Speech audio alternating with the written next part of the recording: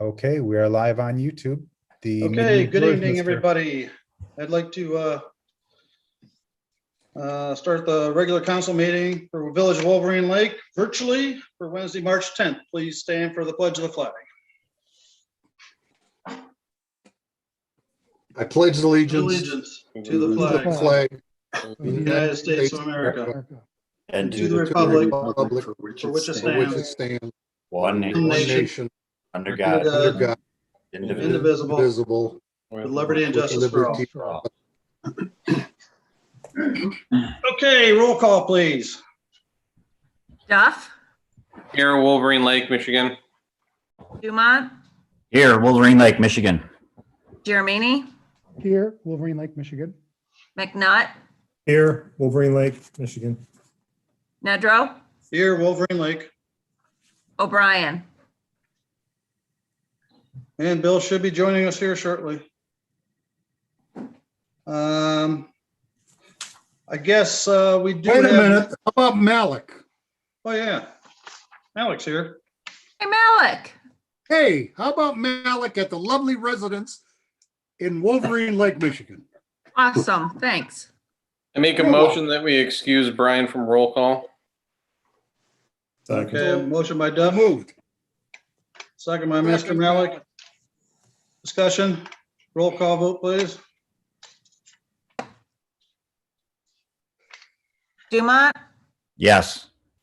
Germini, Yes. Malik, Yes. McNutt, Yes. Nedrow, Yes. Duff. Yes.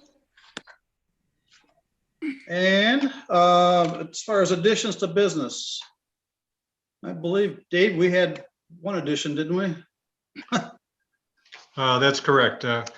Council, we, as an additional item of new business, we would like to add a proposed agreement with the Oakland County Sheriff's Office to provide dispatch services to the village for the years 2021 to 2024. So why don't we make that new business item J, I guess, huh? That's correct. Yeah, new business 12J. Yes. Thank you. Aside from that, I don't believe there's anything else we need to add tonight. One quick Any thing, I just got a motion? message from O'Brien. He's saying he's in the waiting room, trying to get in. Okay. I don't see anyone in the waiting room. Mr. President, do we need a motion to add that item J? Well, we'll add that when we approve the agenda.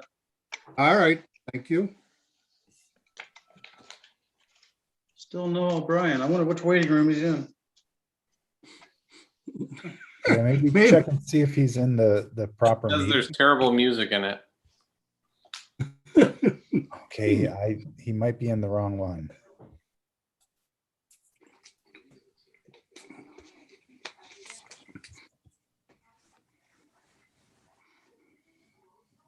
I wonder if he's the 1966 number there.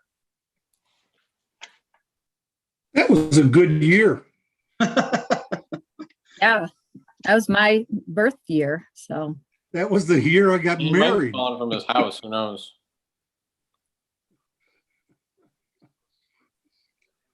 Well. And Mark, could you text him to see if that's his address or his phone number?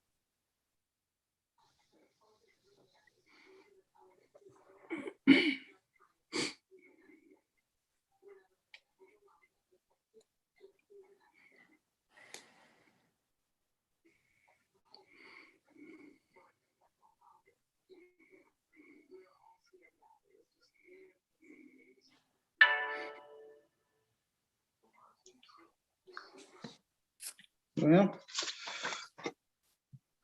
with that, I guess let's proceed as far as the agenda goes. We can Fine. agree on that, so. Okay.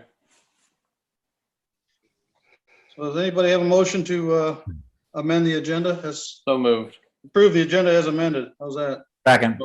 There. Motion by Duff, second by Dumont. Discussion, roll call vote, please.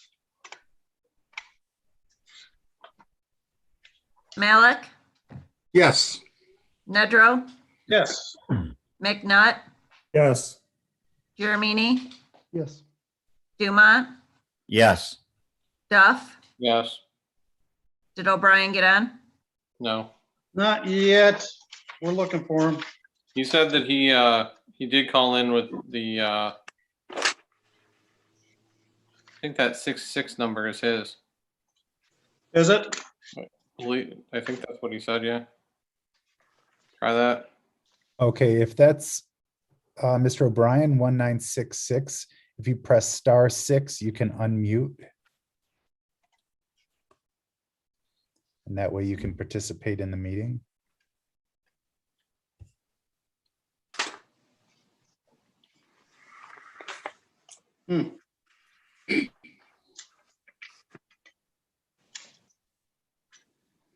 And still no one else in the waiting room. This is in the waiting room. Don't know. No one in the waiting room. Just, for your information, Dave. Yeah. I'm sorry, not Dave. When I had a problem getting in, I could never get through on the 888 number. I used to have to call the Chicago number. Really? Okay. So I don't know if he's having a problem with the phone number or what, but I found when my problems arose, I could not get through on the 888 number. But I was I able just to told get him to through. call the other number, Bob. Pardon? I said I just told him to call the other number. Yeah. Okay, looks like we There he is. have him there. Yep, there he is. I don't know what it is with the 888 number, but it didn't seem to work. Bill, you there? I am. All right, okay. It's With telling that- me my passcode for the Zoom meeting though of 016467 is invalid for the meeting number.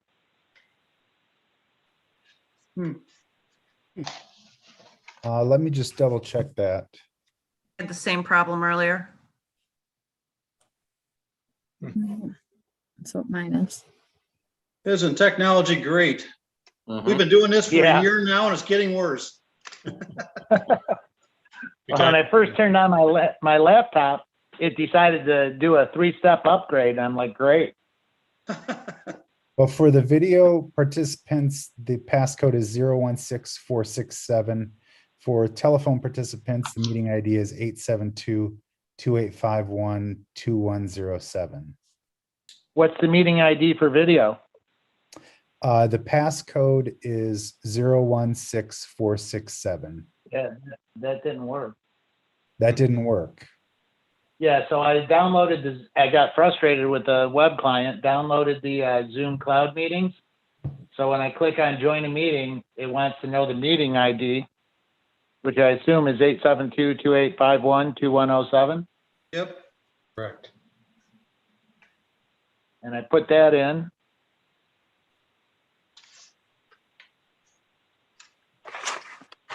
And if they join, That's the right ID number. yep, and then it asks for the passcode, and I put in 016467. And say join meeting, and it says that passcode was incorrect. Okay. Well, we can go anyway, and I'll keep trying. Maybe I can figure it out. Okay. Very good. I'll keep an eye out for you in the waiting room. Yeah. Thank you. Maybe you and I can follow up with Ken on that detail. So. Okay, well, moving on. As far as correspondence or information. Did we vote on the agenda? Roll call? Yes, okay. Yes. This is getting all screwed up here. Okay, so correspondence and information, I don't believe we have anything there. So we can open to the call to the public. An opportunity for citizens to address the council on any issue. And I know we've got at least one person on hold there, so. Yes, we do. And if a caller would like to make a comment, just press *9 to raise your hand, and then we will call on you and state your name and address for the record. Again, that's *9 to raise your hand. No hands raised at the moment. Okay, Give it a moment.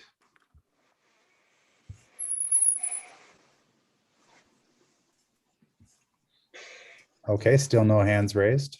with that, we'll move on to consent agenda. If anybody that would like to make a motion on the consent agenda, So moved. motion by Duff. Second. by Duke, second by Dumont. Discussion.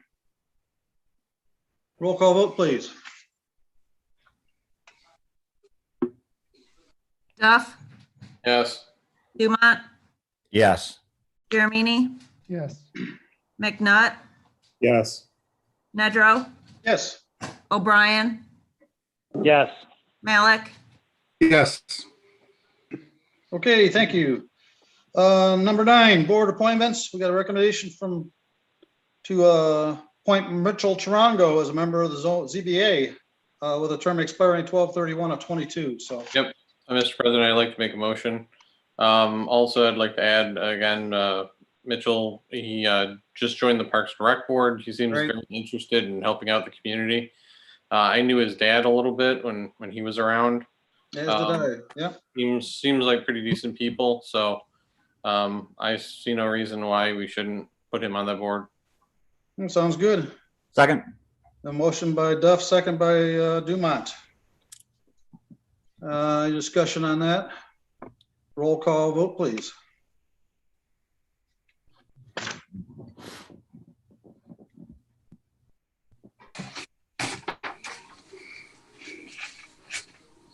Sammy there? McNutt, Yes. McNutt, Yes. okay, Nedrow, Yes. O'Brien, Yes. Duff, Yes. Dumont, Yes. Jeremini, Yes. Malik, Yes.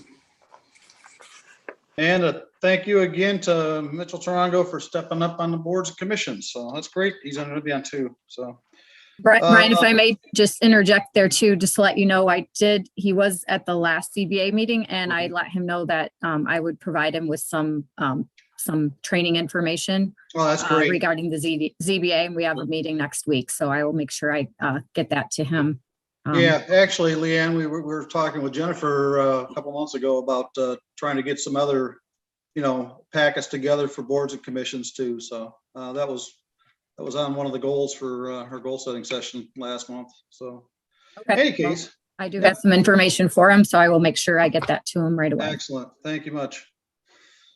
Okay, moving on. Presentations. That's probably, in fact, Mr. Clark is going to be probably joining us, or is going to be joining us from Michigan Citizens Redistricting Commission. And I believe maybe that's his number there, the 1966 was possibly Mr. Douglas Clark, who's going to fill us in a little bit about the redistricting plans for our senators and representatives. So I guess we could probably let him in, Mr. Wittes. Yes, if that's the presentation, just press *6 to unmute.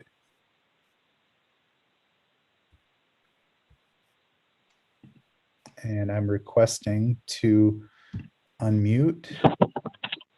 There we go. Hey, council, that's actually Aaron Newman here. That's, I'm not who you're looking for, so. Okay. All right. All right. Thank you for clearing that up. Well, we don't have Mr. Wittes here yet then, or I mean, it was Mr. Clark. So, No, and I don't see, I have been the point of contact has been Ed Woods, who's the communications and outreach director for the commission. And he had given me a phone number for Commissioner Clark, and I don't see that phone number on the screen. So I don't know if there are technical difficulties or what. Maybe we can, at this point, just pass the matter by. sure, that sounds fine. And if we happen to, he happens to look up, we'll try to get him in place here. So, We'll bypass that along to recommendations and updates from Mr. Powell, our engineer. First one is Clara Miller restroom update. Yes, thank you, Mr. President. The contractor has been waiting for the frost to get out of the ground, to leave the ground.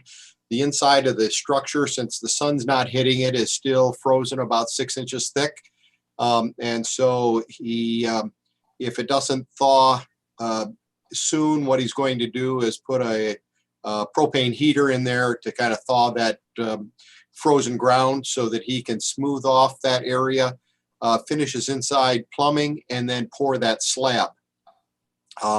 In the meantime, we've had a meeting with the plumber, and he's going to go in and cut the floor in the main restrooms, the men's and women's restroom. So the handicapped, the ADA stool can be moved over to meet all the requirements for dimensional clearances to the walls and to the new partitions. As soon as that is done, he will then start his painting of the inside and the outside of the facility. Then doing the final plumbing and the final electrical. His goal is to have all of it done prior to the normal opening of the restroom facilities this spring. So that being said, we're right on target. There are a number of items that Administrator Gillum and I wanted to bring before you and get some feedback from council as to how to proceed in some of the final fixtures and the finishes. And Brian, if you could now allow me to share my screen, I'd appreciate it. Yes, you should have that ability. There's a green button at the bottom of your Zoom window. Yes. So click that, and then it should bring up a dialog box that will allow you to choose whatever document you'd like to share. All right. So what I have before you here is the stainless steel sink and the counter that we're recommending that is put underneath the roll-up window for serving the food out of that area. Any items from the roll-up door. I believe this is what council kind of directed us to do. The price is really a very good price. And as the contractor said, for $899, he probably couldn't get pre-made cabinets to go underneath it, couldn't get a laminated top, couldn't get the sink, and it would cost more for something of lesser quality. Yeah, that looks great. That looks great. Okay, so I appreciate that, and I think that that would be the appropriate way to do it. Of course, in this area is where the roll-up door would go, and I think that'll work out very, very well. So the plumber has a fixture proposed, and the plumbing of this into the floor drain or into the plumbing that'll be in the floor as well. So we will put that on order, and appreciate that. Unless council has anything else on that one. Do we need a motion for that? I don't think so, Mark. Okay. It's within budget, and so I think that we're fine on that. And I think that makes a whole lot more sense than trying to even go with anything else there. I mean, that's gonna clean up easy, and like I say, the sink's already integrated and everything. It's perfect. Right. Yep. It's gonna last a long time. That's great. It will. Then we have some issues that we wanted to run by you. This is the quote from the plumber for all the plumbing work within the facilities. And that includes new faucets for the sinks. It includes flush valves for the stools and a new flush valve for the urinal. It includes the drinking fountain, which is the 2-tier drinking fountain with a bottle filler in it. It also includes a standard water closet, two standard water closets for the ADA requirements, and a standard water closet for the women's room there. trap protectors, that's for under the sinks. The wheelchairs have to be protected from hitting the drains under the sinks, and that's what that ADA trap protector is. And then the tempering valves, because the sinks are going to have new Delta faucets, single-handled push-button faucets. Tempering valve, we already have a hot water heater in the mechanical room. So instead of having someone open 2 valves for tempering water, we've proposed just a single-handled push button with the automatic spring turnoff, and a tempering valve giving them at least moderately warm water, and the valves can't be left on, and then they don't have to mix the water themselves or wash their hands in cold water. All of that for the $8,450. Now, this includes now the porcelain or china stools and urinals. There's 2 right here, 2 handicap stools for $322. Standard water closet, $120, and the urinal for $92. Now that's the standard that goes in. Because council had represented, let's find out how much it would cost to have stainless steel put in. We asked for a modification, and so everything appears the same as far as the labor for installation. This is the bad news down here. To replace the stainless steel lavatory sinks is $2,400. I think council agreed that, and the contractors agreed to clean up the old sinks for nothing. They're stainless steel and they just need a good cleaning. The stainless steel water closets, however, in lieu of the china that was in the previous bid, it's an additional $5,730. That's for those 2 handicap stools in stainless steel. The urinal then is $1,270, and the freight on those orders is $300. That is a major upcharge for having stainless steel in there. We discussed it a little bit at our in-house meeting with Andy Stone.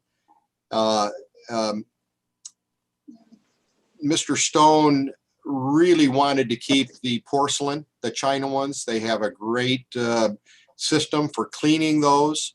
And they're a little bit concerned about cleaning stainless steel. They've not had that experience before. And as you can tell from the price here, you can virtually replace 10 times the porcelain for the cost of the stainless steel. So we needed to discuss that.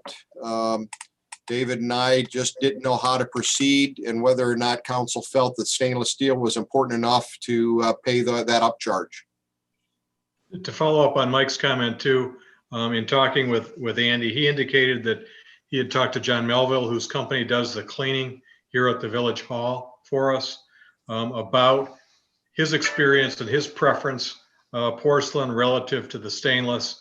And John's position was that recognizing that he wouldn't be the one that would be doing the cleaning out at Clara Miller, but he still felt that from his perspective that porcelain would be the way for the village to go as opposed to doing stainless. He felt that the toilets and the urinal would be much easier to clean if they were porcelain than if they were stainless steel. Phew. That's about $7,000 hit. It's $9,700. Well, yeah, but if we're talking the sinks are going to be recycled anyways right now. So, Right. I mean, just for the water closets and the urinal, it's going to be an upcharge of around $7,000. So that's substantial. Big month. Yeah, I know that almost everybody, if not everybody on council, wanted stainless steel, including myself, and they're durable. I wasn't expecting, and I'm a plumber, I wasn't expecting that big of a jump. And I was going to look into this, but that after talking to a couple people this afternoon, that price is pretty reasonable. I don't know what the markup on Premier Plumbing's part is, but that's about where they're going to end up with at. And I was asked to maybe look into it even. I chose not to for a few reasons. One of them was I don't think that even with the large contractors that I have good relationships with, in other words, I get their discount at the plumbing wholesalers. I probably wouldn't be able to come that much lower enough to justify, well, we can talk about it if council wants, I can keep moving forward. But I also, the second reason is I don't want to step on this man's toes, the plumber. It's everybody who's dealt with him sounds like he's a really good guy. And I doubt that he's just trying to overcharge us or trying to overcharge us to make money or to overcharge us in order to discourage us from using that product. I have a feeling that that's simply what the cost would be. And then the third reason was cleanup. After speaking third hand, I didn't speak to Andy, but I heard third hand that he, as was mentioned, they'd be happier cleaning porcelain toilets than the stainless steel. So I don't know. What do you guys think? I'm saying personally, I'd say let's save the money and put porcelain in there. I would agree with that at this point. I mean, I could see maybe if it was double the price or triple the price of stainless, versus the ceramic, it might make some sense. But I mean, not for $7,000 for a couple toilets. Urinal. You justify that. No, I don't think so. I think They're only going to be used part of the year too. So. Exactly. And that facility is locked up when it's not, after hours. So, and we're talking about putting possibly some more cameras around anyway. So it's not like we're going to have to worry about vandals. Even if they did, I mean, they can vandalize the place 10 times and Sure. we'd still be break even. So, no, that makes sense to me. So I don't know what the rest of the council thinks. Mr. President, do we need a motion for this? I think probably just directing, I think we have consensus on this. I'm sure we can just engineer file and Mr. Gillum can move forward with it. So yeah, again, we're within budget as I understand. So yeah. Okay. I would like to add one comment. I still do have an objection with a filler station. I don't think that it's going to, Thank you, Mark. you're going to get the longevity out of that on well water that you guys think you are. On city water in my buildings in Novi, there are a constant maintenance issue. So I think it was discussed last time that it was decided that we didn't want the bottle filler. that's what I thought. Yeah. I think you're correct, Mike. Mike Powell, is there an alternative and would there be a cost savings if we didn't have the bottle filler on the drinking fountain? I'm sure there would be a cost savings and the plumber would have no problem ordering the sink without the bottle filler. I mean, that bottle filler does have to have a filter on it. Is that correct? Yep. Yes. It's not just the filter. The filter is actually one of the last things to fail. The things that we found that failed first were the actual valves. They're a solenoid valve. There's actually 2, sometimes 3 of them, depending on the brand. And what happens is when the sensor goes off, they start leaking. And again, with any type of mineral deposit, the valves just go bad, and then you start leaking, and it's a real mess. Okay. Okay, no problem. We'll remove that bottle filler and just have the 2-tier drinking fountain. And I'm certainly good with that. The one last item on the restroom, actually 2, and I'd like maybe Mr. Administrator Gillum to chime in on this. We are picking out the colors for the partitions. We kind of both like the darker gray color of the partitions, but an option came up for the anti-graffiti finish. And I have no concept. I don't have any experience in that. So I do not know how anti-graffiti it is, whether it stops markers. I know it wouldn't stop scissors or knives or something. Screwdriver, yeah. But it's a $550 upcharge for an anti-graffiti finish. And I don't know if we should go that route or not. I can actually speak firsthand on that.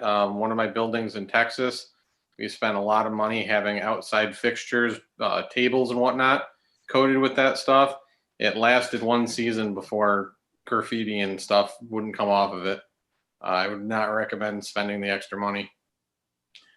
I did have a chance to talk with, again, with Andy Stone and also with Chief Ellsworth about what our track record has been out there at Clara Miller in terms of vandalism, specifically within the restroom area. And neither one of them indicated to me that it had been an ongoing or significant problem in the past. As President Nedrow indicated, the buildings will be locked. We're talking about putting additional security out there. And as I understand, we already have some other methods of removing spray paint and some other types of graffiti from the partition walls. So again, my recommendation is not to move forward with the 550, but if it's something that council wants us to do, we can. So I'd say based upon conversation right here, what we've heard, I'd say bypass the graffiti issue then. Just move along with the regular partitions. Okay, that's fair enough. The other item I just wanted to point out, and it kind of goes with the last item as well, in talking with the township engineer, Giffords Webster, they are falling behind in their timing for putting water main down Benstein Road. And so their best prediction, because they know that we want to tap that for this facility, their best guess is that it'll be towards the end of this year, 2021, before that water main will be in and charged for water. And so I wanted to let you guys know that it will not be connected to water for this season. Okay. So we'll use the well supply now for this season, and then council can decide when to tap that when it becomes operational this fall. Mm-hmm. Okay. All right. The next item is Hickory. I got one more question real quick about the previous one. Yes. The kitchen sink fixture, Yes. the 220, is that for the concession area? Well, it's not really a concession area, Well, but yeah, yeah. Isn't it integrated in the countertop, right? I thought it was. it will serve the sink in that service area. That's correct. Yeah, isn't that the first thing you showed us with the counter and the sink all in one? That is correct. Okay, so if you go back to the previous screen, you have a separate listing there. I don't believe, Mr. McDonough, I don't believe the faucet comes with that countertop.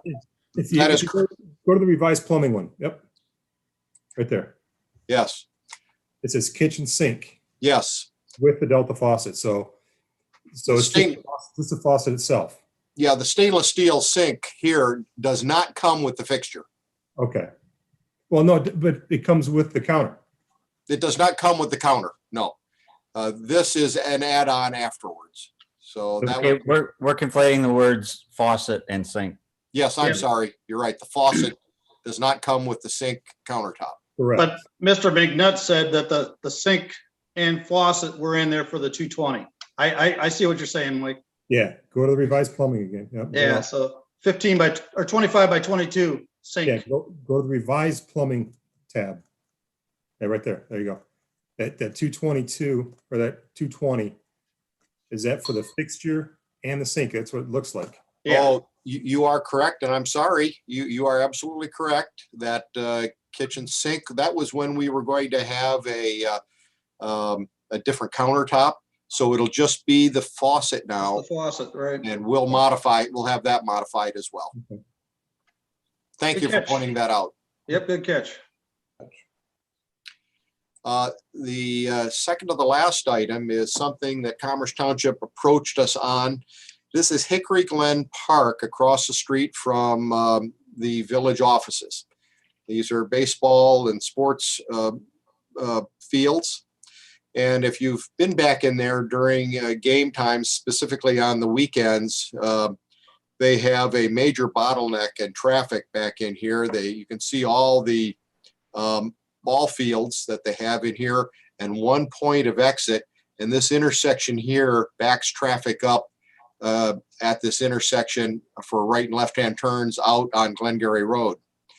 Their master plan has another drive coming out to Glengarry Road. This is an older version. They didn't send me a new plan. This proposed drive comes out across from Laguna.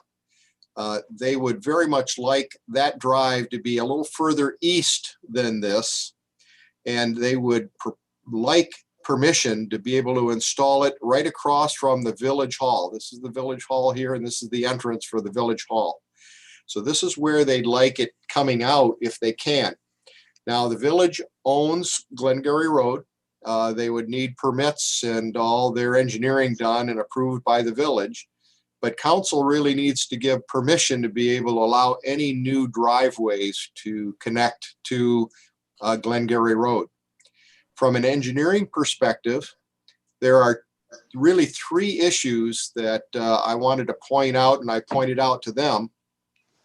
On the weekends, when this facility is being used, we have the largest number of boat traffic in and out of the village hall. And therefore, I would not prefer to see their entrance drive right straight across from the village hall. I'd like to see it moved slightly to the west, just to make sure the left-hand turns definitely don't conflict with each other with residents and people dropping their boats off. They're going to have boat trailers. We'd like to see them. We'd like to see people turning left into the park and not interfere with the lefts coming into Wolverine, into our parking area. That's number one. Number two, we would want to make sure that the driveway was at least paved back 25 to 30, at least in the right of way, which is the 33 foot from the center line of the road. We do not desire to have, and Andy Stone and I have discussed this quite a bit. We would like not to have gravel being thrown out on Glengarry Road for cars, with cars coming in and out of the entryway. So we'd want to get that paved back to about the right of way line, about 30 feet back. Yes. Yeah, I agree with that. And essentially that's what they've done at the other entrance to the park. Correct. Down there. Yeah. Right. Yep. And then we want to make sure that any water that develops off of this new drive and anything that's coming down alongside the drive doesn't get translated down to the Marchar intersection here. This is where we have a great deal of water already ponding down here. We've done a lot to eliminate the flooding that used to occur down here at Marchar. So I've informed the township engineer that we'd want at least a leaching basin down here to pick up the water that they'll develop from their park and not allow it to come down Glengarry Road and add to the Marchar, the old Marchar problem down in here. So I'm certainly here to answer any questions. They also said that they'd like it to be a permanent drive. They could live with an emergency ingress egress or a temporary drive, but that wouldn't make sense to have somebody come in and just open it up when they were having problems. But that's something else council can discuss as well. Mr. Powell, if I can, please. Yes, please. I've got a couple of potential problems I can see. One of them is, and we discussed this when they put in the new subdivision across from Palomas there, Yep. is a slowdown lane, a lane. And I know they kind of balked at that. I really would like to stress that. That is a very difficult area to see. There's the vision there. It's a hidden driveway issue. And I really would like to see them add a flare lane for that drive. So you're talking, John, you're talking like an decel lane? Correct. Great idea. That would be one of my concerns. My other concern is this, and they haven't thought about this, but when you pointed that out, I did. They're going to get boat traffic over there. They're going to get people when we don't have enough room to park our boats for the village. or in the DNR lot, not the village lot, the DNR lot, they're gonna try to park their boats and trailers across the road. If they can see that it's an easy access in and out of there, you can guarantee that that's what they plan on doing. So that's another thing they're gonna want to consider, whether they want to post that or however they want to handle it, that will be an issue. But that flare lane or the XL decel lane is really, I think, a key issue there with the hidden driveways. That is a great idea. And quite frankly, if we design it a little bit longer than just minimums, that would actually act as a left-hand turn lane, a bypass lane for people turning into the village hall as well. That is correct. Great idea.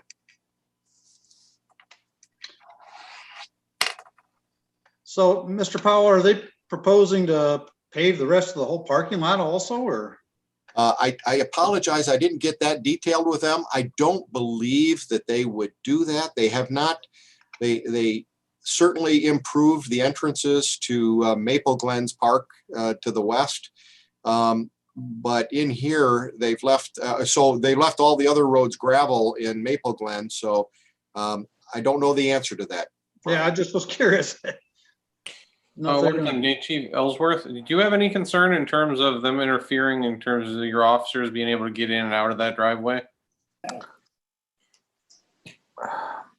No, they're there, and that is such a limited time, considering the week. And if we needed to, obviously, we can always get in and out with utilizing our lights and siren, et cetera. They're pretty good about that. I like the way you think, but I don't think that's going to become an issue. It's going to be 20 to 30 minutes of high traffic area. And we do try to be in the area when they do, at dusk when the games are over, just for traffic enforcement. But, and I can understand their concern because they do have traffic. It takes a long time for that traffic to empty out. You get 300 cars in there. And it takes a while. So, but no, I don't see it interfering with emergency vehicle traffic. We might be posting some signs that says watch for emergency vehicle traffic too. But at this time, I don't see it being an issue. Okay. One thing I did notice, because I pull out of Laguna a lot of times when there's games going on and when they're letting out and everything.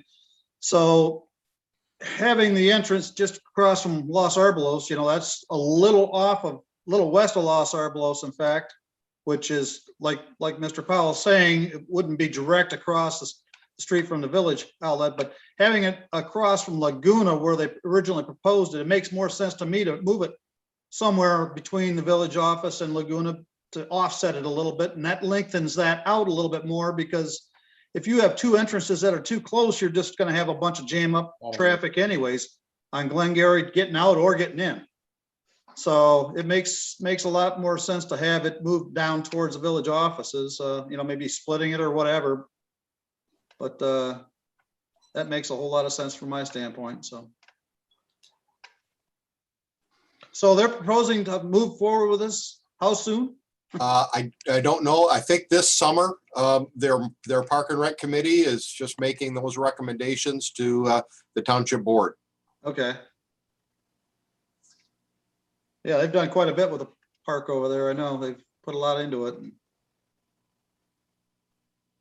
My son actually played baseball over there when he was younger, so they didn't have dugouts or anything back then, but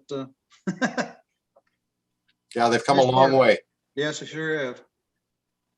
And there's a lot of kids playing over there, so I mean, it does jam up traffic wise. So even crazy grandkids from White Lake play there.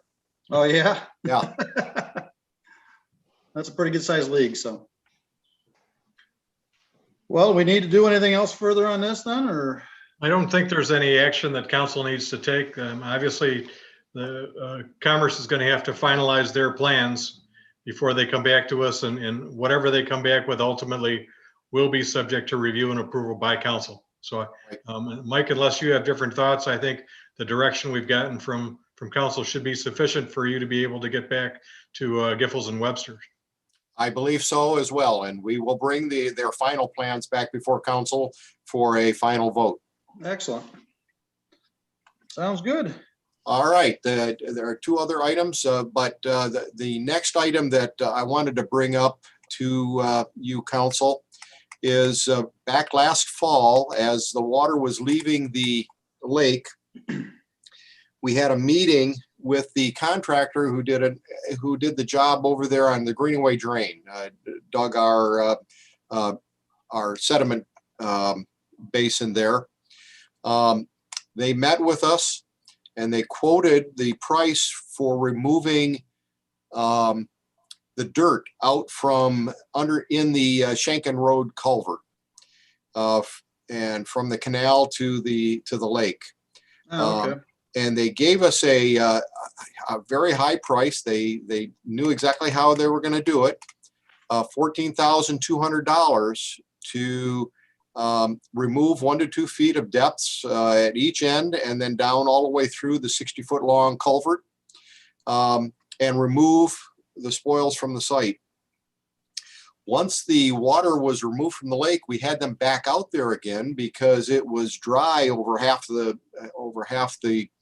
culvert was dry, and they all thought, the owner and his right hand said, oh, they thought they could do better than that $1,400.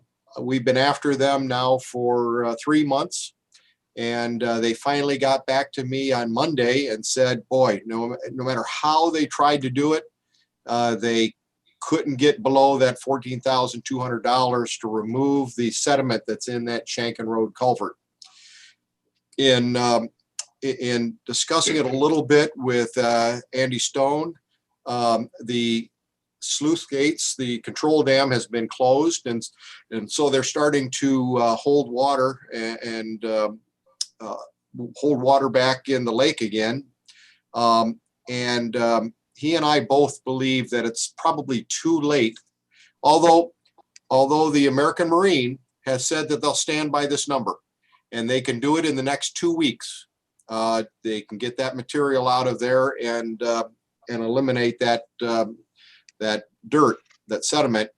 But $14,200 in my impression is just extremely high. And if council could live with it till next year, I think we ought to probably get 4 or 5 additional bids along with them maybe next year, and have other contractors bid on it. But I wanted to bring it to council for your input. Makes sense to me. I mean, water's still going to be flowing through there, correct? It does. It doesn't flow as well as it would if that dirt weren't there. A deeper draft boat would have a hard time getting in and out. Maybe someone on council would have a little bit better firsthand decision on that. But yeah, it is a restriction now. Brian, Mr. President, I was actually, when I was ice fishing, we walked into it to look at how much it's gone up, and it's increased year over year considerably. It's sand, dirt. Once the water goes down, it's a considerable amount, to the point where it really does start choking off the bottom portion of the tunnel. Well, I mean, is it something that we could wait a year on in your mind? I mean, to get some more bids? Over the last 5 years is when I've really noticed the buildup of it. Before that, it was usually there was water in there when the water level dropped and we had ice. Now there's no water, so I mean, you can interpret that however you want. Right. What I've seen. So.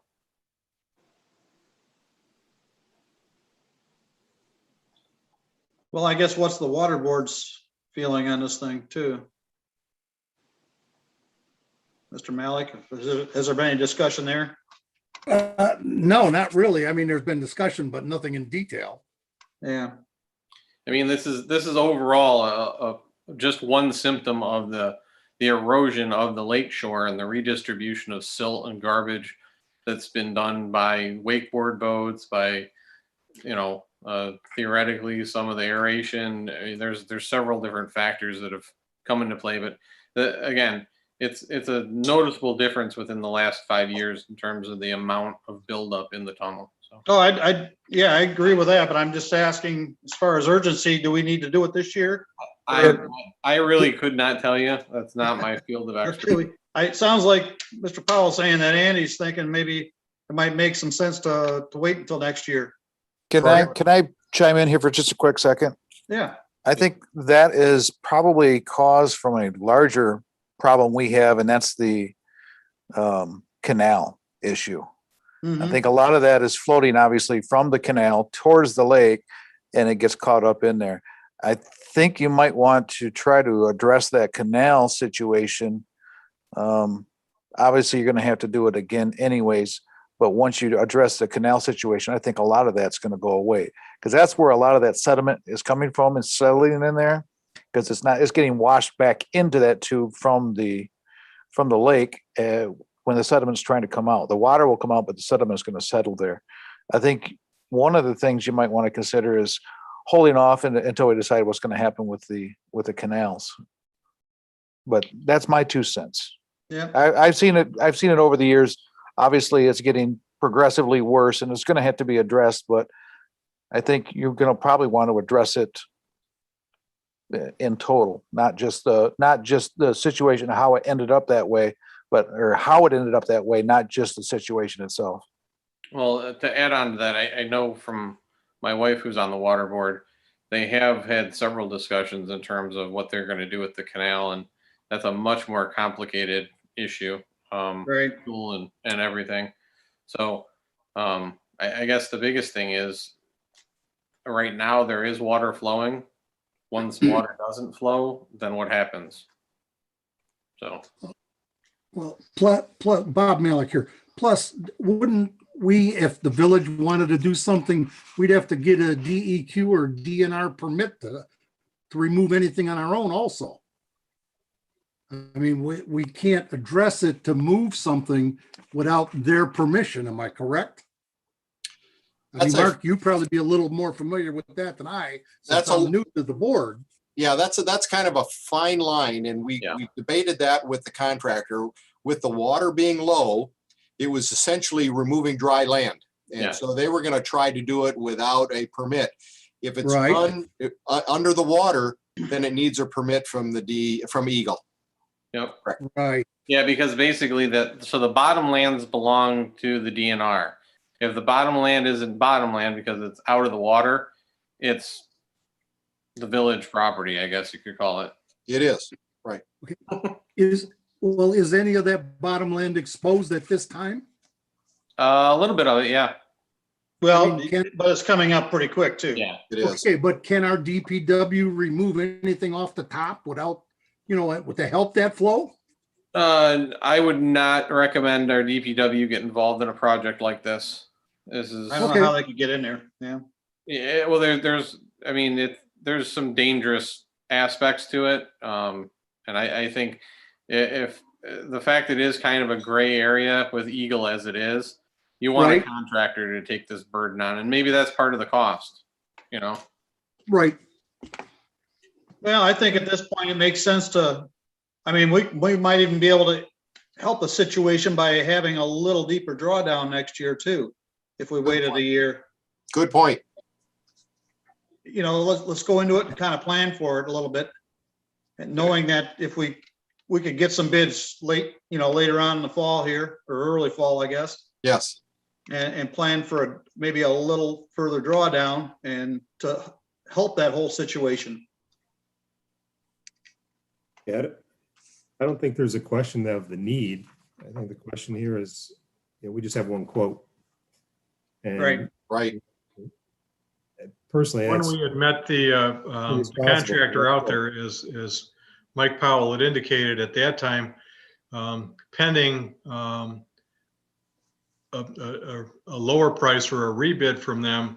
That's what we had discussed, was getting other prices. But as Mike indicated, we've been waiting and waiting and waiting to hear back from American Marine, because at least initially we thought they'd be the most qualified. So And again, if that's the anytime case, they you can do still be anything that has- qualified next fall, so.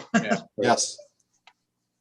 I think it makes some sense to move forward with that way. I mean, just at this point, I don't think there's a crucial need, dire need at this point to get it done this year in the next 2 weeks. So, Again, I think this is a situation where we're better off to do it right than just to do it quickly. Yeah. So. yep, I agree. Mr. Malik, do you have anything to add? Well, my only question is, would it be wise in asking American Marine, do they have permits? Are they applying? Or, to find out what's really involved in their $14,200. If the water's coming up, they have to have permits or something. Where are they coming from at this point? What do they have on the table? That would probably determine a lot of that cost factor. I don't know. We don't know. Wasn't the original discussion that they're going to try to do it without permits? If it was done with the water drawn down and pull out the material that is normally on the bottom but is on the surface, that is correct. They, however, do pull permits for all their seawall work, all their dredging work, all of that. They are legitimate. They work well with Eagle, but they were trying to keep costs down for us. That just adds to the cost of the project too, so. Right. I think Mr. President had a great idea with planning for it and then increasing the drawdown Yes. in the fall. That's a great idea. Well, at this point, I mean, do we have consensus then to hold off at this point to dredge this year in the next 2 weeks or so and plan it and do a little bit better job putting a project together for next fall? Yeah, that sounds good. Okay. Makes sense. Okay. Very good. I appreciate that, Council. And One then- last item, and I'm very sorry for dragging out, every time I start talking, it increases the length of your guys' meetings.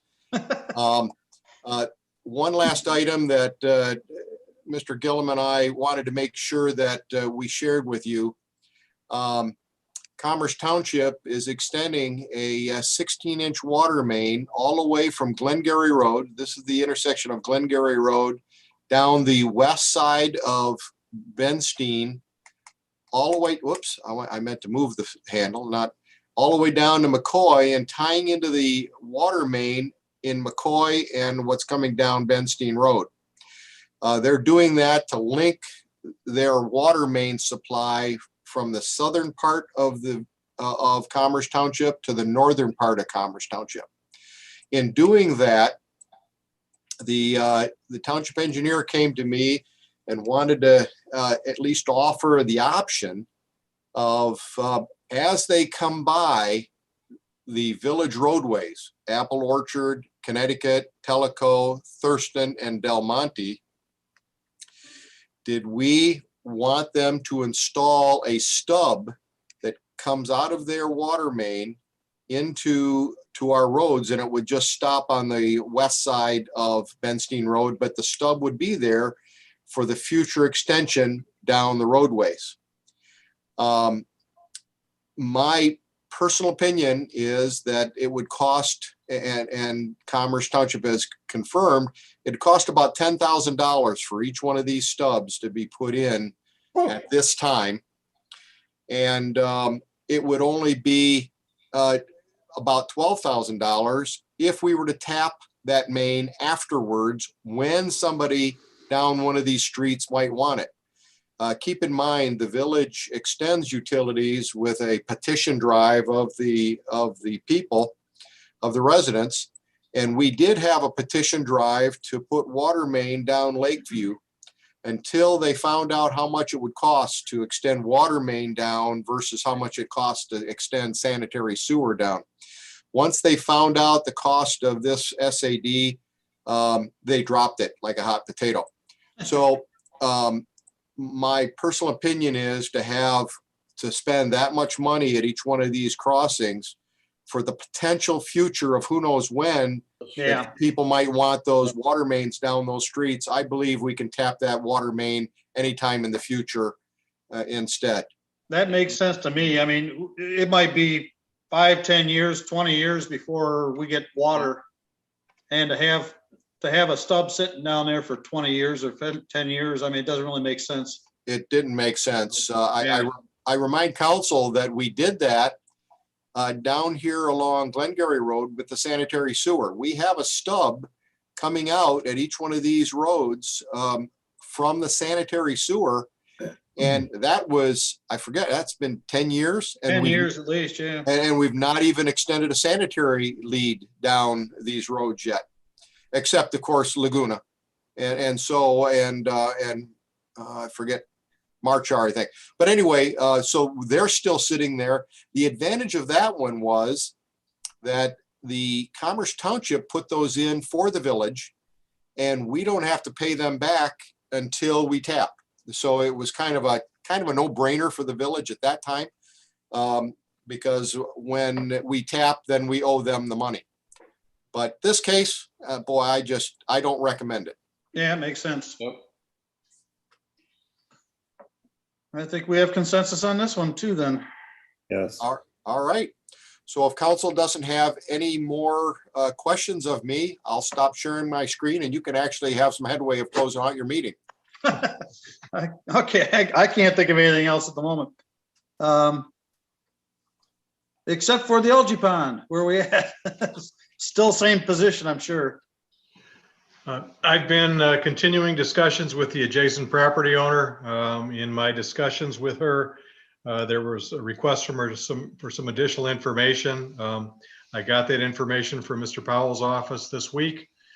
So I'll be having more discussion with her. I would like to think that we may have an agreement that we can bring back to council at our meeting in April.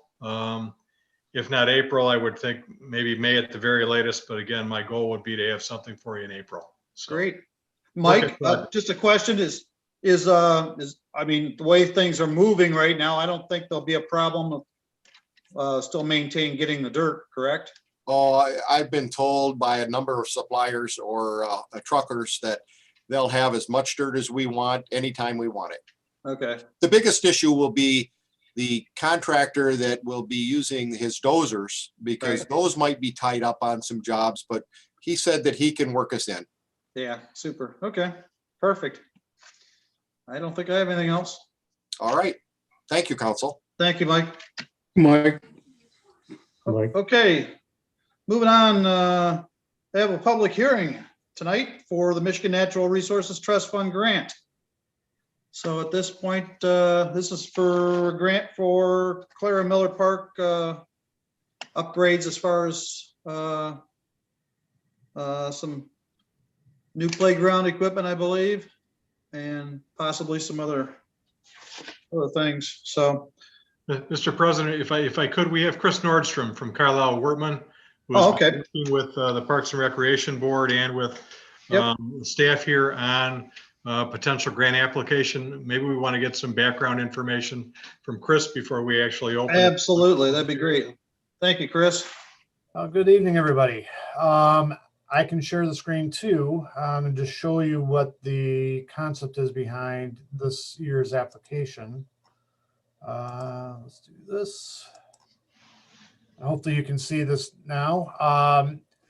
So as you know, last year we did apply for an MNRTF grant that included a pretty wide variety of different items. And I think that was a drawback for us. We really pared down the application this year and focused strictly on putting in a new playscape with a walkway to it, some benches and some landscaping around it.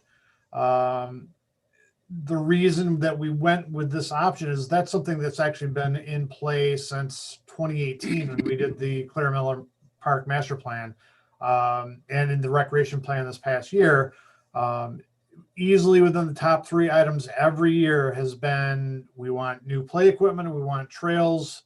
I'm trying to think what the third one is. I just lost that. But anyhow, the play equipment has always been up there. So we certainly talked about what is going to make this appealing in terms of the grant. And one of those components would be making sure it has to be accessible, but can we take it a step beyond that and make it universally accessible? And one way to do that is to consider putting in poured in place, which is the rubberized surfacing that you see underneath play equipment. Across the lifespan of equipment, poured in place surfacing actually turns out to be about the same cost as engineered wood fiber, the wood chips that you see underneath your existing play equipment, because that engineered wood fiber has to be replaced at least once a year, more likely twice a year. So the poured in place is just a nicer looking, more secure, stable surface with better fall protection. And that was where we ultimately went. We suggested putting in a permeable concrete pathway to help meet some sustainability points. The putting in native trees, again, is something that goes along towards that sustainability. And then adding rain gardens along the south side to help kind of detain and help water infiltrate was a third option that we considered. A fourth one would be that with the benches, we're going to try to find some kind of recycled material benches that are out there. The price tag on this is $200,000, and that includes a 50% match from the village. So you'd be looking at $100,000 to help get this implemented. It is the MNRTF is a reimbursement fund, which means that you pay for the improvements up front and then they pay you back. That can be split up into multiple pieces. I think they allow two or three submittals, so that helps to defray costs a little bit.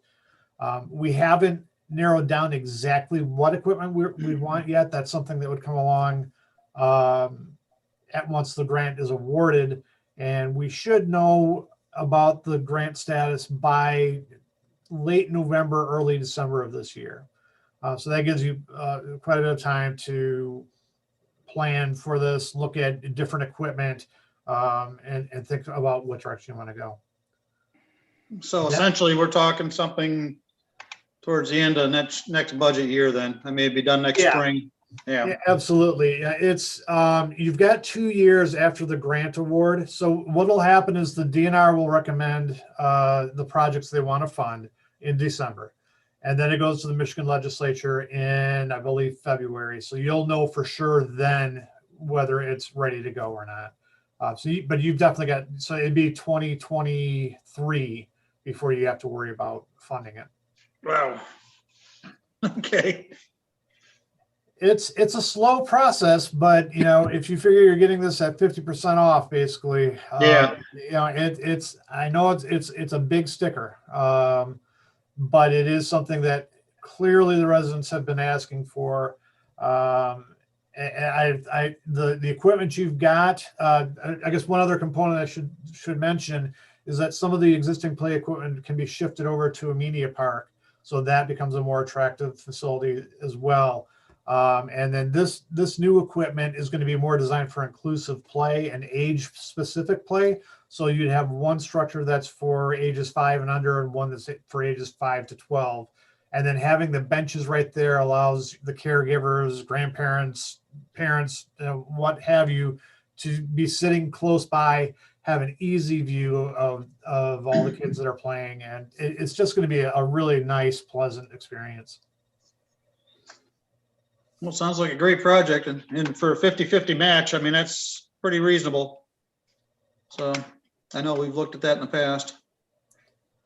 I think you've got a good shot this year. I really do. We've got Mr. Giramini, Mr. Kondek, Mr. Gillum were really helpful in helping pull this together.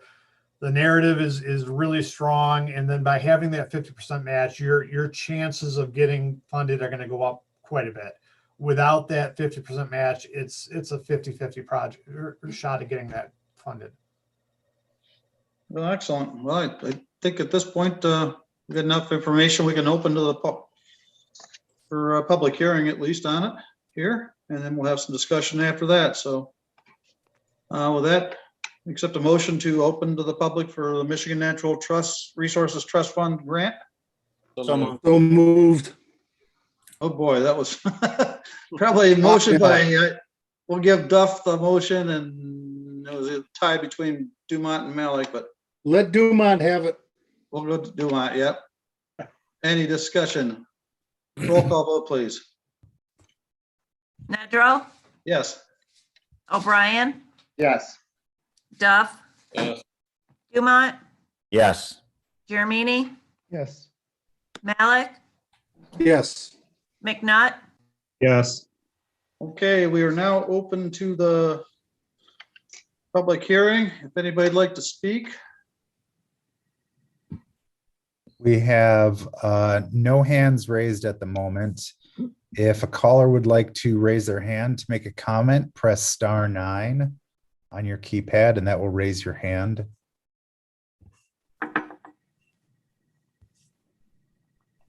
And we'll give it a moment. No hands raised. *9 to raise your hand. Okay, Mr. President, looks like no. Okay, members no of the takers public? on the public hearing. Yep. So motion to close the public hearing for the Michigan moved. Natural Resources Trust Fund. That was a motion by Duff, Second. second by Dumont. Any discussion? Roll call vote, please. Jeremini, Yes. Malik, Yes. McNutt, Yes. Nedrow, Yes. O'Brien, Yes. Duff, Dumont. Yes. Okay. Moving on to new business item A, which is the new Michigan Natural Resources Trust Fund grant resolution. So based upon what we've heard from Chris here tonight and what we've seen in the past, what's council's take? Council, I think it's a great deal. I'm sorry, essentially what the resolution will do, will approve the application and then commit the funding if in fact the application does get approved. Right, so this would be for probably budget funding for 21, 22, or 20. Yeah, 22, 23, I think. 22, 23. Wow, it's really out there. What's council's pleasure? Yeah, let's move forward. That's a good deal. Half Yeah, off. A lot of money. It's in our Well- master plan anyways, if we can get it discounted. that'd be- Yeah, it would be nice to get some things knocked off the master plan, and we were looking at putting some money into the parks anyways, so updating some stuff, so. I And think the longer we wait, it's not gonna get cheaper. Well, we would hopefully be finding out what next December, right? This December, the February of next year, so Right. at that point, we can move forward, so we're a year and a two-way, so I think it'd be great, so. Was it Mr. Dumont that made a motion? I don't think anybody's motioned yet. I'll make a motion. There's a I motion by second that. Duff, second by Mr. Malik to move forward with the resolution. Any discussion? I think it's gonna be a great thing especially if we have a real good shot at getting it. I mean, this probably sounds like we have a better shot this go around than we did last time for sure, so. Appreciate all your help, Chris. My pleasure. Roll call vote, please. Dumont, Yes. O'Brien, Yes. Duff, Yes. Jeremini, Yes. Malik, Yes. McNutt, Yes. Nedrow. Yes.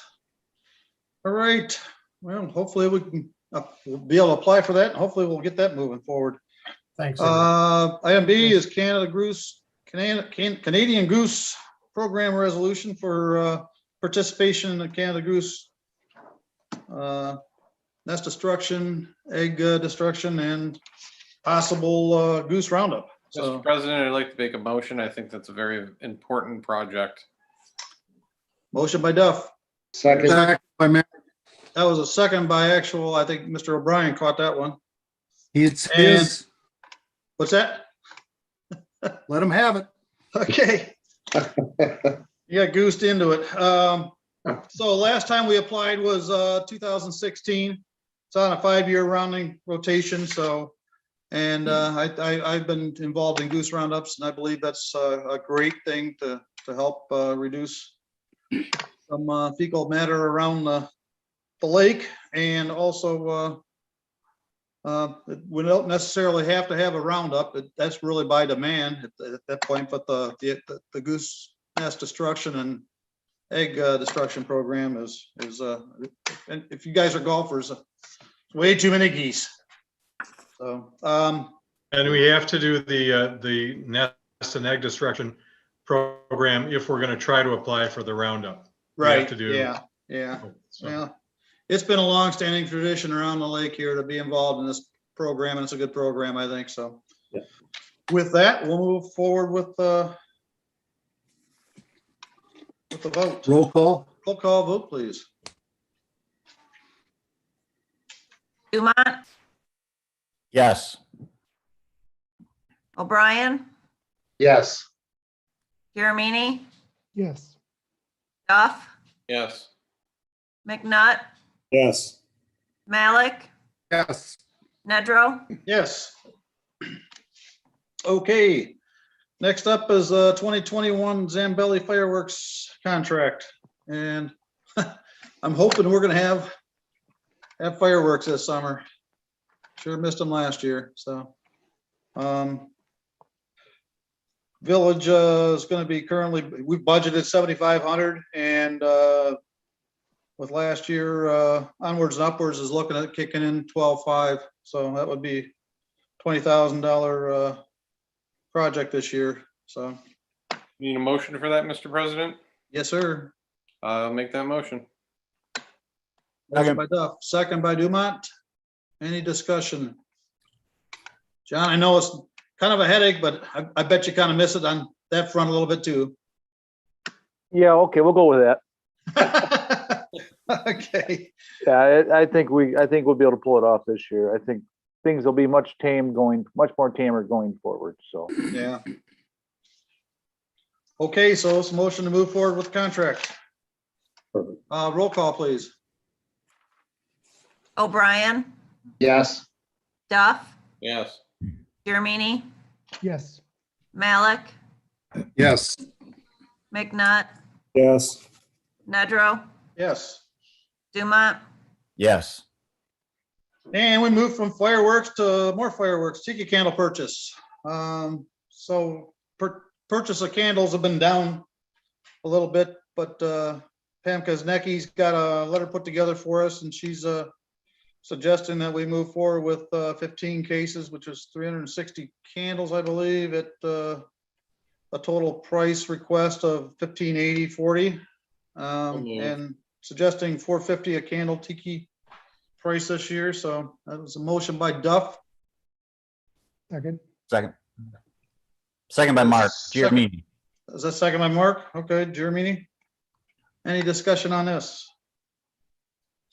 Roll call vote, Indicate please. that we do have money that's budgeted for this purchase too, so. Okay.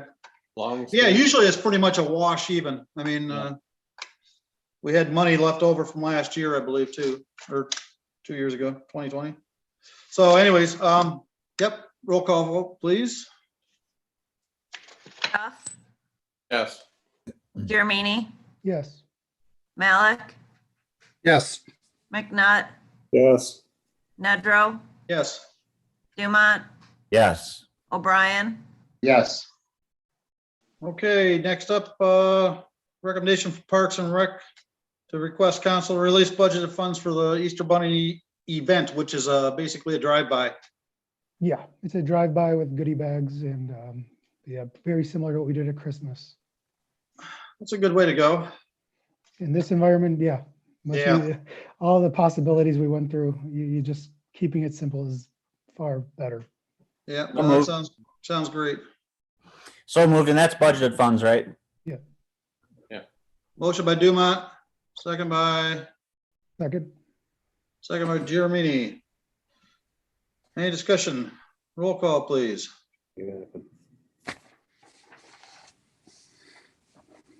Girmini, Yes. Malik, Yes. McNutt, Yes. Nedrow, Yes. Dumont, Yes. O'Brien, Yes. Duff, Yes.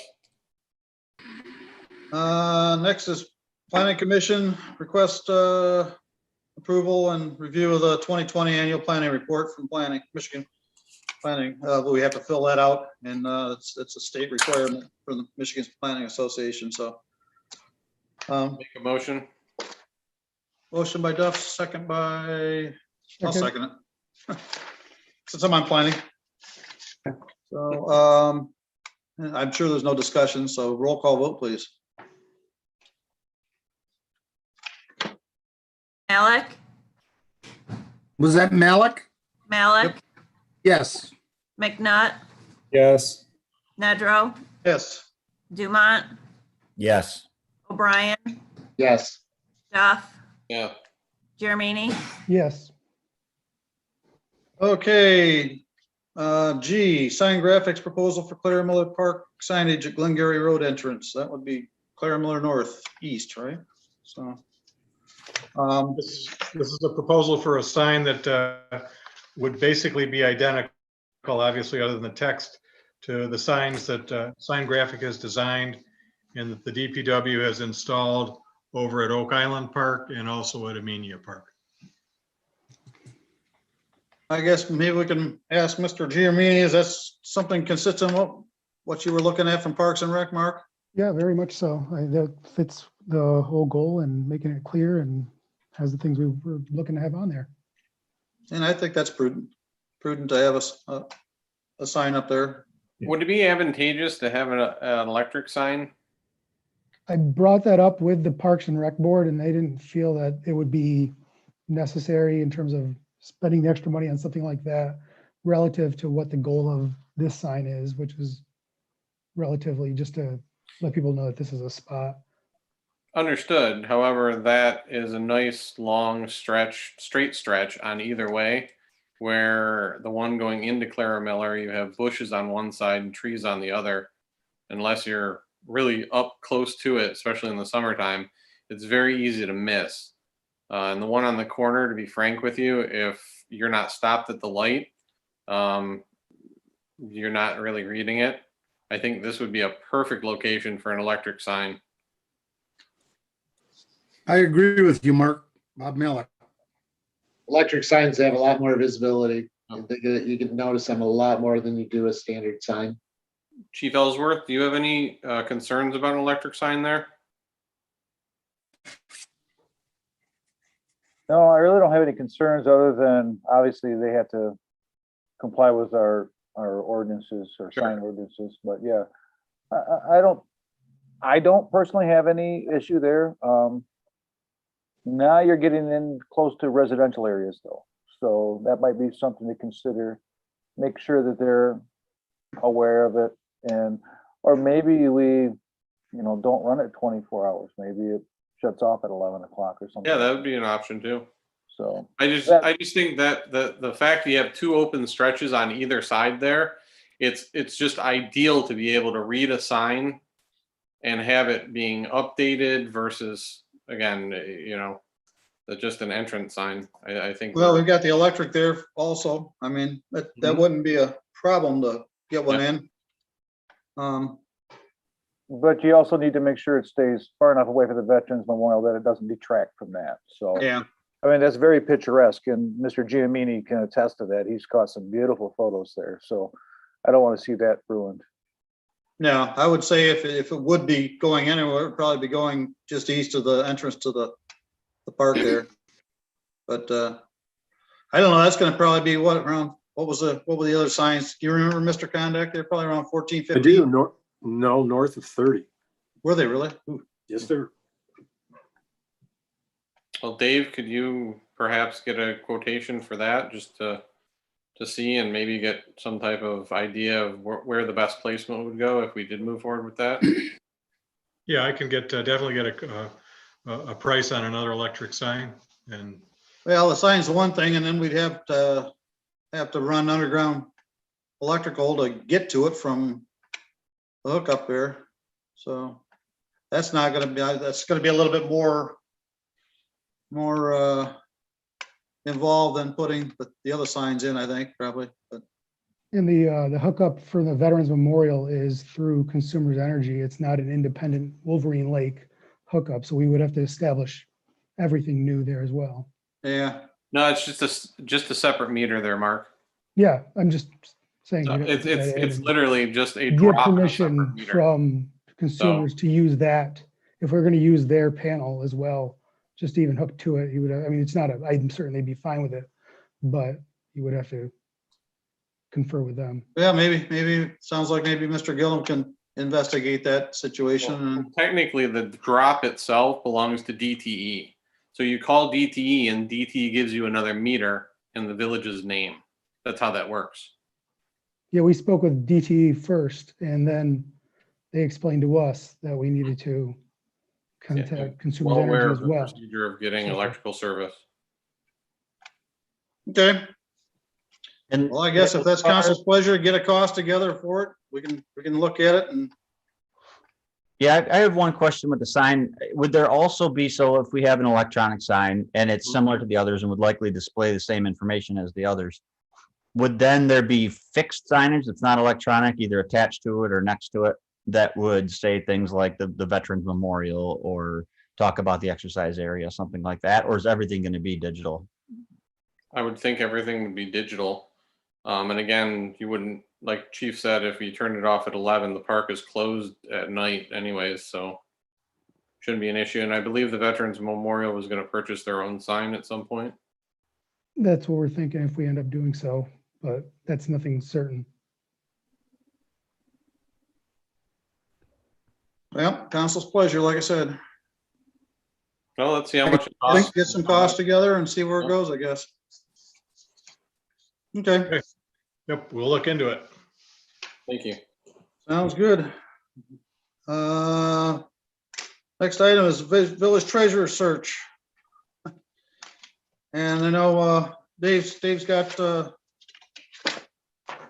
company that he's been working with in the past, so thought maybe that might be a good place to go. Yeah, council, we're all obviously, we're still kind of reeling about the circumstances of Kathy Barron's death, and we're still thinking about her family a lot, but we do need to kind of jumpstart our search for someone to try to take Mr. Kondak's place. And I think it's really a question of the best way for us to get the word out and to reach potential candidates as best we can. And as President Nedrow has indicated, GovHR is an organization. They're based in Illinois. They do have offices here in Michigan. I've worked with them in the past with successful searches. They are nationwide. They're very well connected. And they do offer a program that is somewhat scaled down that I think would fit our needs here, which is a professional outreach program, which would cost us approximately $3,000. What it involves is them getting the word out, putting a job description together, getting the word out, and then basically acting as the clearinghouse, if you will, for the applications that come in. There isn't a lot of active vetting of the applications that they would do for us. That's something they do in their more thorough and more expensive searches, but they would collect the applications and then forward that information on to us, and we could do our own vetting. I think that's something that we'd be able to handle in-house for this position. So again, my recommendation is that you consider authorizing us to enter into an agreement with GovHR for the use of their professional outreach program relative to the treasurer position. I think that sounded like a great motion for somebody. I'll make the motion. Okay. Motion by Duff. Second, was that second by Jeremini? Correct. Okay, thanks, Mark. Discussion? I think it sounds like a great way to go. I mean, Dave's familiar with them, and we do need to get moving that way again, so. With that, roll call vote, please. McNutt, Yes. Nedrow, Yes. Dumont, Yes. O'Brien, Yes. Duff, Yes. Jeremini, Yes. Malik, Yes. Okay, item I, set topics for the March 24th work session. I'd like to make a motion that we forego it. I second that. Okay, I think it's self-explanatory, so roll call vote on canceling the March 24th work session. Nedrow, Yes. Dumont, Yes. O'Brien, Yes. Duff, Yes. Jeremini, Yes. Malik, Yes. McNutt, Yes. Okay, and last item so far for tonight is the dispatch service agreement through Oakland County. And we just received that just the other day. It's not even formalized yet through the county, correct, Dave? That's correct. The draft contract that we've received for dispatch services for the next 3 years is scheduled to go in front of the Oakland County Board of Commissioners later this month. And then we've been told that once it's approved by the Board of the Commissioners, then it would be released or forwarded to us for formal approval. I mean, I defer, I think Ms. Kimberlin's been looking at this contract for some other communities too. I don't know if she has any thoughts on it. My experience is that the contracts that we get from the county are generally pretty much one-sided, but they're also pretty much written in stone. And it's a take it or leave it proposition. So It is the my same contract. recommendation- I was just going to say it is the same. I've gone through the same contract with all the same terms except for the pricing as the previous contract that was in effect for the last 3 years. So. And pricing did increase somewhat. Correct. And it's my understanding, based upon the conversations that the chief has had with the county, it's based upon the number of officers that we have. And they actually had our previous contract with 5 full-time officers when we were with Walled Lake. When we signed that, we continued, we signed another 3-year agreement at 5 officers. They checked and we are actually at 8. They're not going to include me. Thank you. And they're also, we're actually would be about, I think 6.5 or 7 is what they're going to charge us instead of the 8. So I've explained this to Mr. Kondak as well as Mr. Gillum. I'm a little disappointed, a little saddened by this. I don't feel that it's necessarily fair, but I also don't have a whole lot of recourse. There's not a lot out there for us to do other than, unfortunately, pay it. I didn't like to surprise them calling me. At least they did call me. They didn't just spring it on me. They called, and Mel Mayer, the communications director at the Sheriff's Department, called me and said, I got some bad news. And so we went over it. We tried to debate what was the best way of judging that. I wanted to go by complaint numbers by department, and they're just not going to do that. They're not going to change it for me or anybody else. And I think this is about the best we can do. So Yeah. it's unfortunate that we're in this position, but we're in this position. And Well, we're not alone. Yeah, and this contract is up April 1st or March 31st, I believe. So that's why we wanted to act on it tonight based upon the Oakland County Commissioner's approval for the contract. So that it would be in place on April 1 when we needed it. So Make a motion. was a motion by Duff to move forward with I guess direct the administrator to move forward with the contract based upon his approval. Yeah. Yeah, and then if there's any substantive change in front of the Board of Commissioners, which I doubt there will be, but if there is, we can bring it back to the council. Right. Second. There's a motion by Duff, second by Dumont. Any discussion, other discussion? Okay, roll call vote, please. Dumont, Yes. O'Brien, Yes. Duff, Yes. Jeremini, Yes. Malik, Yes. McNutt, Yes. Nedrow, Yes. Okay, I don't believe we have any pending business. Update from Police Chief Ellsworth. This last month has been very trying for me, not only professionally with losing Kathy, but personally to losing my sister last week. So it's been, I've been a little sidetracked. So if you've reached out to me, I appreciate it, and my family appreciates it. But going forward, I met with the Water Board last week, and we shared many ideas regarding the Marine Patrol boater safety classes, as well as the possibility of bringing back our water safety program. If you recall, a few years ago, it's been many years, almost 15 years now, we put on a week or a Saturday afternoon program at the boat launch and invited fire department, DNR, Oakland County with their dive team and their rescue team. And we put on a really good program. We educated these folks before they got on the water. And we're actually thinking about doing that again. Obviously, with COVID, it's not going to happen this year. It takes an awful lot of planning. So that's something I'm going to work on with the water board, as well as possibly involving the parks and rec in that. I think that would be a good thing.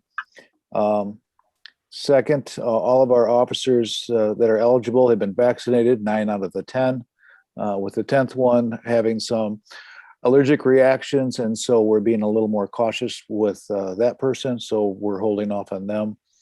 The water board, going back to the water board, they also discussed some additional possibility of signage for the lake, additional signage for the lake, or improved or upgraded signage for the lake. Obviously, I directed them to the council, as well as we're going to have to get approval of the DNR to do anything different. But that's further down the road also.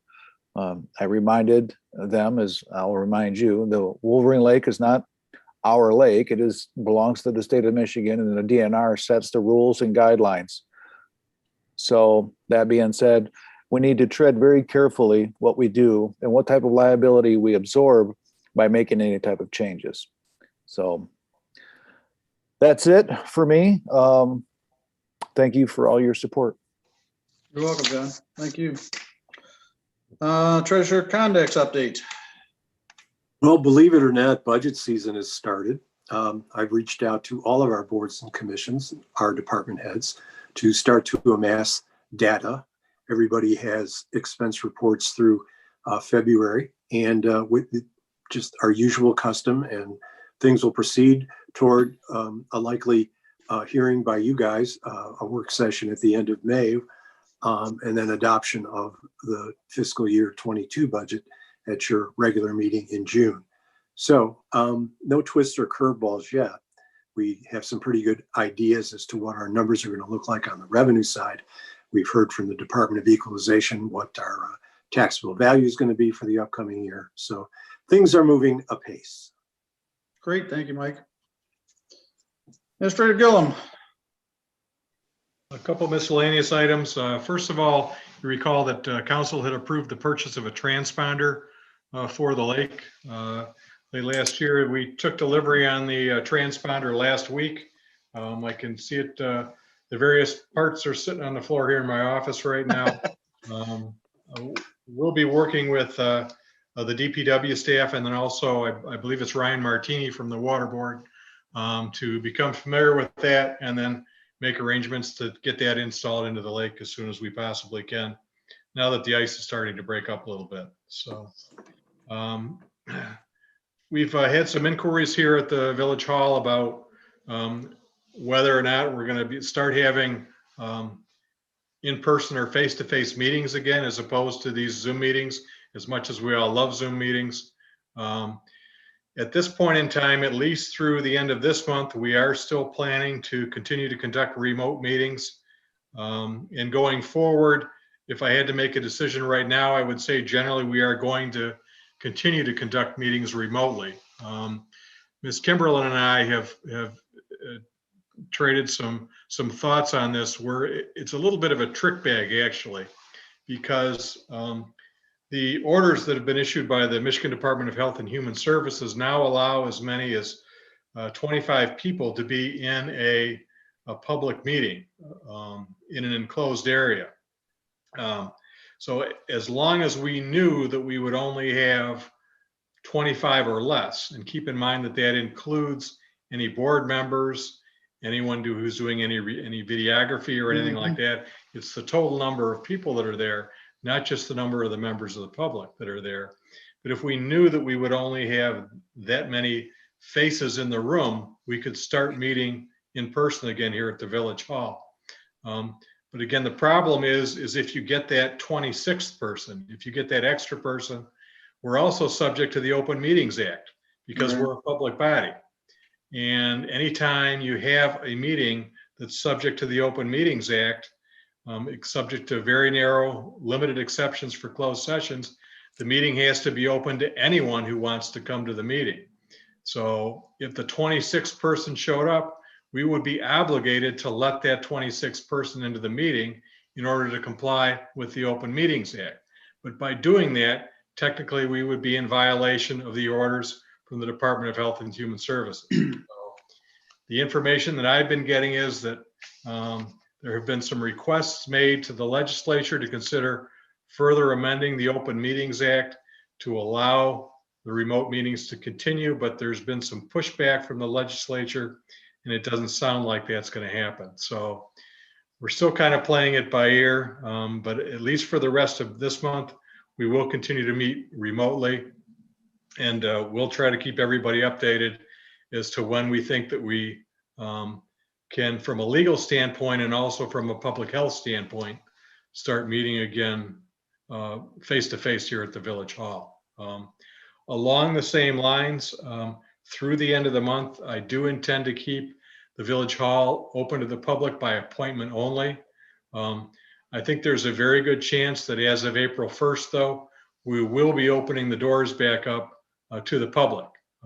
So you wouldn't have to call to come down to get a dog license or to apply for a permit or something like that. You'd be able to come in generally between the hours of 9 and 5, as you have been in the past. If that is a step that we take, we will ask the public to be considerate and to keep in mind that they're still going to have to comply with the DHHS guidelines. They will be required to wear a mask when they come in the building. There will be a health check. They will be required to social distance and things like that. But again, you would not have to call to make an appointment to come down to the Village Hall. So what I would encourage everyone to do is to keep your eyes on the website. We'll keep everybody updated through the website as to exactly what we're going to be doing as of the 1st of April. So that's all I've got tonight. Thank you. Okay, thank you, Dave. Oh, you know, I'm sorry, Mr. President, one more thing too. Yeah. Before I forget, for anyone that's has any contact or knows Tim Brandt, our building inspector, Tim has a brother who's been very ill for a long time, and he's been serving as primary caregiver for his brother. And we received word from this afternoon that Tim's brother has passed away. So again, it has not been a good stretch here at the village between losing our treasurer-elect and family members being lost and things like that. But we're hoping for better days ahead. In the meantime, our thoughts and prayers go out to Tim and his family. Yep, thank you, Dave. Okay, council comments. Let's move on to Mr. O'Brien. Thank you, Mr. President. I just want to wish everyone a safe and wonderful week and until our next meeting. And Chief, very sorry for your loss, and my thoughts and prayers are with you and your family, and also for Tim and his family. I met Tim 17 years ago when I remodeled the house, and he was a very good guy. Yep. Thank you. Okay, Mr. Dumont. No comment today. Mr. McNutt. Happy soon to be spring, and don't forget to set your clocks forward. Ooh, is that coming up this weekend? This weekend. Okay. Thanks. Mr. Duff. Hope everybody stays safe. Chief, very sorry to hear about your loss, and my prayers, and along with Tim too. So everybody just stay safe. Mark Giamini. March 27th is the Easter Bunny event. We have a bunny lined up. We're going to have pictures taken, music playing. So great time to get outside a little bit too and see see the bunny in a COVID responsible way. And also happy St. Patty's to everybody, and have a safe one. Okay, Mr. Malik. One thing I'd like to, Chief, you were nice enough to be at the water board meeting, and you had mentioned at the water board about meeting with the father of the young man that passed in our lake, about he's working on a proposal for special life jackets, I believe. And I didn't know if the council would like an update on that or not. Actually, there was an article in Spinal Column last week. In Right. fact, so John, if you want to. Well, the father is using his grief in a very productive way.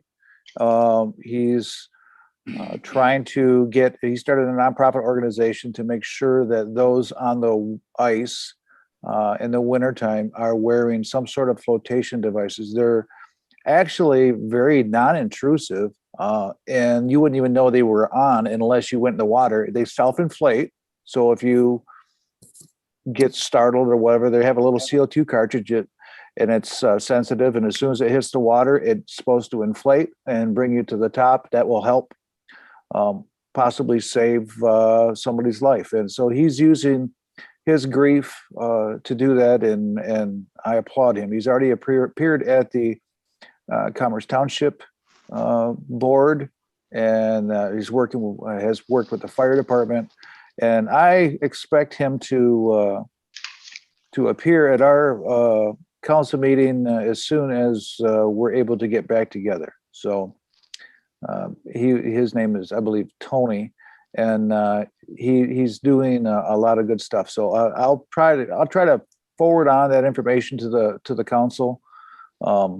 But he's doing something good out of something negative. So yeah. Thank you, Chief. I just personally found it very interesting. And when you brought it up to the water board, I just felt that everyone should be able to share in what you had learned.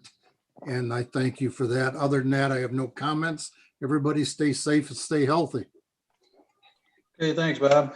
All I have is happy St. Patty's Day to everybody. Hopefully spring will be here soon. It feels like it this week, but it's gonna take a dip next week again. So be safe and goodwill to everybody. So with that, I'll accept the motion. Make a motion to adjourn. Second. That was a motion by Malik, second by Duff. Any discussion? Roll call vote, please. Duff, Yes. Dumont, Yes. Giramini, Yes. Malik, Yes. O'Brien, Yes. McNutt, Yes. Nedrow. Yes. Good evening, everybody. Thank you. All right. Bye. Good night. Right. Care. Thank Good you. night. Good night, all. Good night, Bob. Buttercup.